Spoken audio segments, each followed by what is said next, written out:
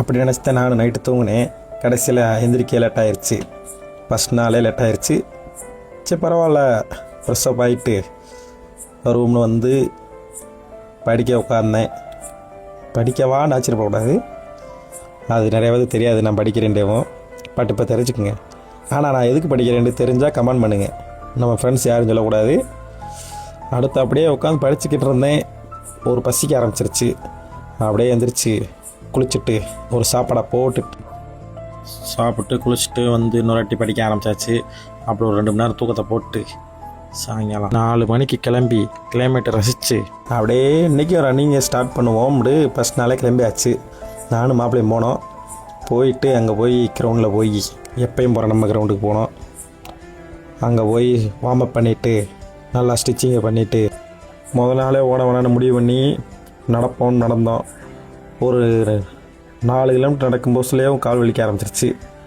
அப்படியே அங்கேயே ஒரு பிரேக்கை போட்டு அப்படியே நட்டு ஸ்டிச்சிங்கை பண்ணி நேராக வீட்டுக்கு வந்து ஒரு குழியில் போட்டு ஜம்முன்னு கிளம்பி திருத்தங்கால் நோக்கி போனோம். அதாவது எங்கள் ஊர் சிட்டிக்கு போனோம். பைக் எடுத்துகிட்டு போனால் எனக்கு சடனாக ஒரு பாட்டு தோணுச்சு. ஒன்று பார்த்தோன்னே. என்ன பாட்டு தெரியுமா? சாரி அந்த பாட்டு இல்லை.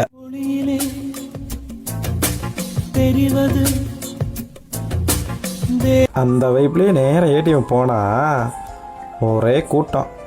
அப்படியே கிளம்பி இன்னொரு ஏடிஎம் போனால் யாருமே கிடையாது. டப்பு டப்புன்னு அன்னைக்கு காசை எடுத்துட்டு அப்படியே வெயிட் செக் பண்ணுவோம். அப்படியே வெயிட் செக் பண்ணி போய் பார்த்தா அது 86 அடிக்கிருக்கு. சார் ரைட்டு, இதுவே ஒரு சேலஞ்சாக பண்ணுவோம்னு கிளம்பியாச்சு. நம்ம என்னைக்கு என்ன பலகாரத்தில் போட நினைக்கிறோமோ அன்னைத்தான் என்ன பலகாரமா எல்லோரும் வாங்கிட்டு வருவாங்க.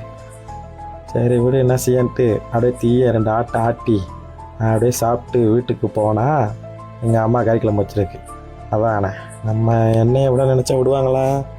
விட மாட்டாங்களே. இருந்தாலும் சாப்பிடாம இருக்க முடியாது. சரி சாப்பிடுவோம், நாளைக்கு ஓடிக்கிறோம்ட்டு அப்புறம் அப்படியே KTVயில் தலைப்படத்தை பார்த்துக்கிட்டு படுத்தாச்சு. பாய் பாய், நாளைக்கு சந்திப்போம்.